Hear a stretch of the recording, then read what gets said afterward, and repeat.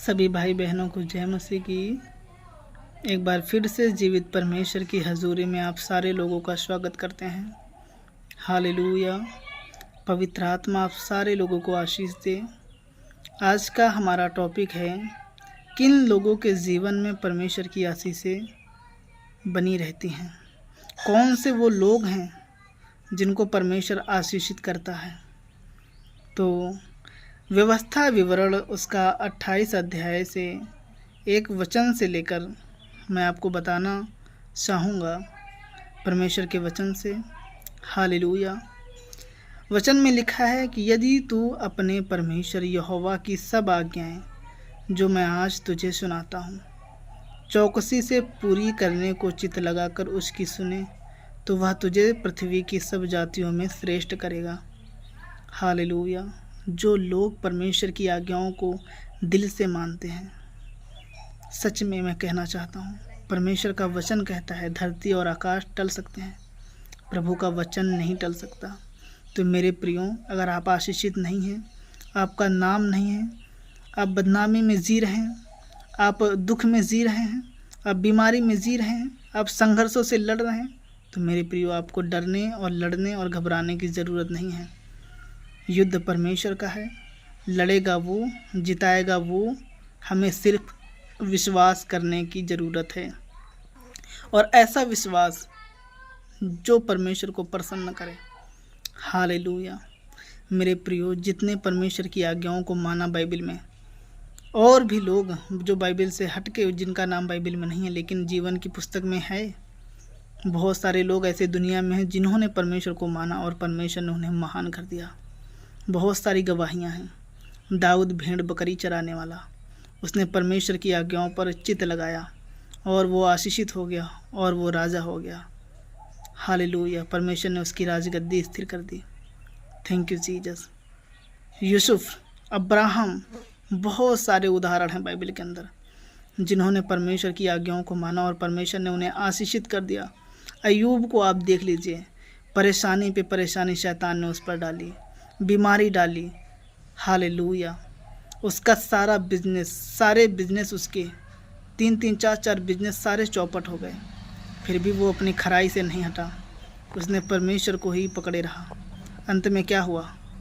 परमेश्वर ने उसको सब कुछ उसका डबल दिया।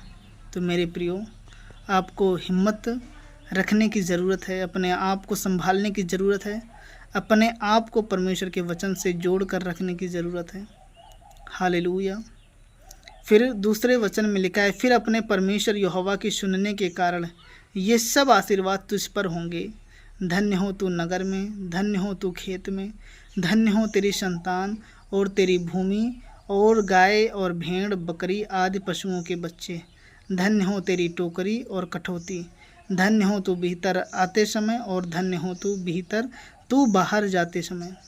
मेरे प्रियो, मैं आपको बताना चाहता हूँ, हर एक वो चीज़ जो आपको पसंद है, जो आप काम करते हैं, चाहे वो आप मजदूरी करते हैं, चाहे वो आप प्राइवेट जॉब करते हैं, चाहे वो सरकारी करते हैं, चाहे वो आप बिजनेस करते हैं, चाहे आप दुकान करते हैं, चाहे आप सिलाईगिरी करते हैं, चाहे आप छोटी से छोटी काम करते हैं, आज आप परमेश्वर के वचन से अपने तार जोड़ लीजिए।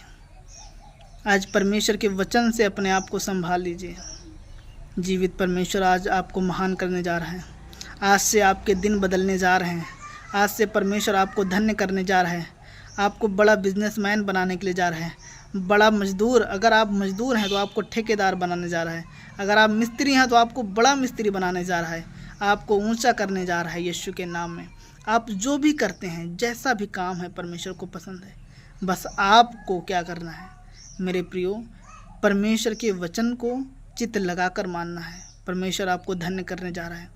आपकी फसल को, आपकी उपज को वो धन्य करने जा रहा है। आपके घर को, आपके बच्चों को जो बिगड़ गए हैं, आपके बस में नहीं है, लेकिन परमेश्वर कहता है मैं आपके बच्चे भी धन्य होने के लिए जा रहे हैं। आप अपनी पिछली बातों को भूल जाइए। परमेश्वर कहता है पिछली बातों पर से ध्यान हटा दो, मैं तुमसे एक नई बात करने जा रहा हूँ। हालेलुया। परमेश्वर की वो नई बात है कि आप परमेश्वर के वचन को पकड़ो और अपने आप को दिलासा दो, भरोसा दो, अपनी आत्मा को बलवंत करो। उसके वचन को पकड़ के, पढ़ के, संभाल के परमेश्वर आपको बहुत आशीषित करने जा रहा है। आपकी फसल, आपके जानवरों को परमेश्वर धन्य करने जा रहा है। आपका हर एक बिजनेस, हर एक वो काम जो आपसे जुड़ा हुआ है, आपके साथ साथ आपका घर भी परमेश्वर धन्य करने जा रहा है। हालेलुया। परमेश्वर आपको अपने नगर में धन्य करने जा रहा है। इस वचन को सुनने के बाद आप धन्य होने जा रहे हैं यीशु मसीह के नाम में। हालेलुया। और फिर क्या लिखा है? यहोवा ऐसा करेगा कि तेरे शत्रु जो तुझ पर चढ़ाई करेंगे वे तुझसे हार जाएंगे। वे एक मार्ग से तुझ पर चढ़ाई करेंगे, परंतु तेरे सामने से 7 मार्ग से होकर भाग जाएंगे। हालेलुया। मेरे परमेश्वर के लोगों, जितनी बीमारी के शत्रु, कर्जे के शत्रु, दुख के शत्रु जो भी आप पर चढ़ाई कर रहे हैं, आज ये वचन सुनने के बाद वो आज हार रहे हैं आपके जीवन से। वो आपके बच्चों के ऊपर से वो दुष्ट आत्माएं, वो प्रॉब्लम्स हार रही हैं इस वचन को सुनने के बाद। इस वचन को ग्रहण करने के बाद आपके जीवन से वो परिस्थितियां चेंज हो रही हैं।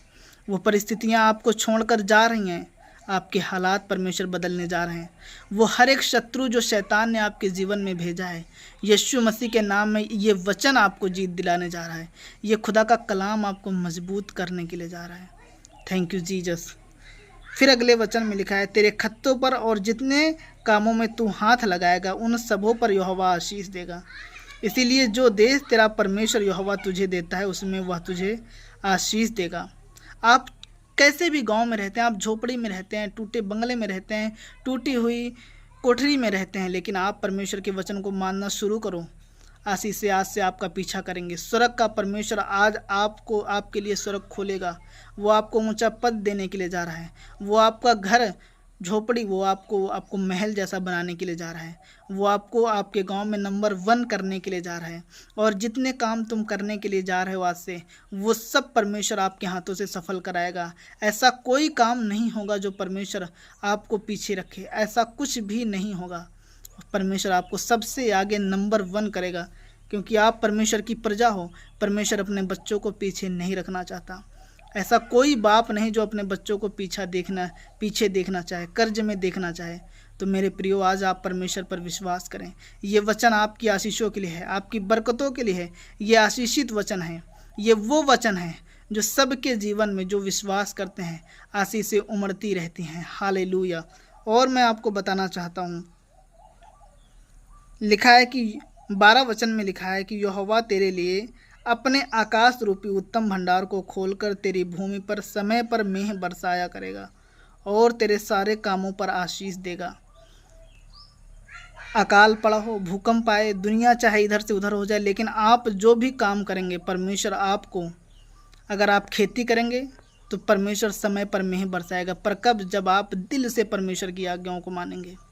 जो भी आप काम करेंगे, चाहे कुछ भी हो, अगर आपने कोई दुकान भी खोली है तो भी अगर आप परमेश्वर की आज्ञाओं को, उसके वचन को दिल से मान रहे हैं, तो परमेश्वर आपको बहुत ऊंचा करने के लिए जा रहा है।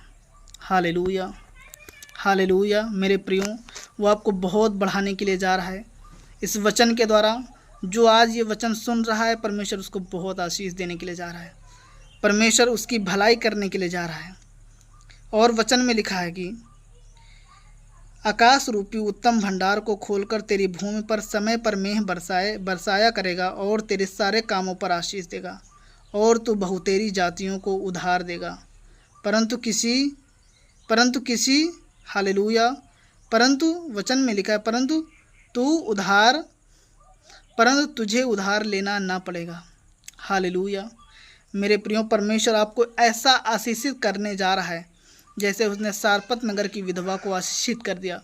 उसके घर में तेल भी नहीं था, उसके ऊपर कर्ज था। जब खुदा का दास आया, उसने खुदा के दास की मानी, खुदा के वचन को ग्रहण किया और यकीन किया कि ये जन जो बता रहा है वो परमेश्वर का है। और उसने जैसा कहा और उसके मटकों में ऐसे तेल उमड़ गया और वो घटा नहीं, उसका सारा कर्ज उतर गया। अगर आप कर्ज में हैं, कैसे भी हालातों में, आप विश्वास करें, खुदा के वचन को पढ़ना शुरू करें, उसको मानना शुरू करें। परमेश्वर ने कहा कि तुम उधार लोगे नहीं, दोगे आज से। आपके ऊपर चाहे जैसा कर्जा, आपका अंगीकार ये होना चाहिए, परमेश्वर आपने मुझे लेने वाला नहीं देने वाला बनाया है। मैं उधार लूँगा नहीं, मैं दूंगा। चाहे जैसे हालात हैं, आप बदलने जा रहे हैं, आपका बिजनेस चलने जा रहा है, आप बढ़ने के लिए जा रहे हैं।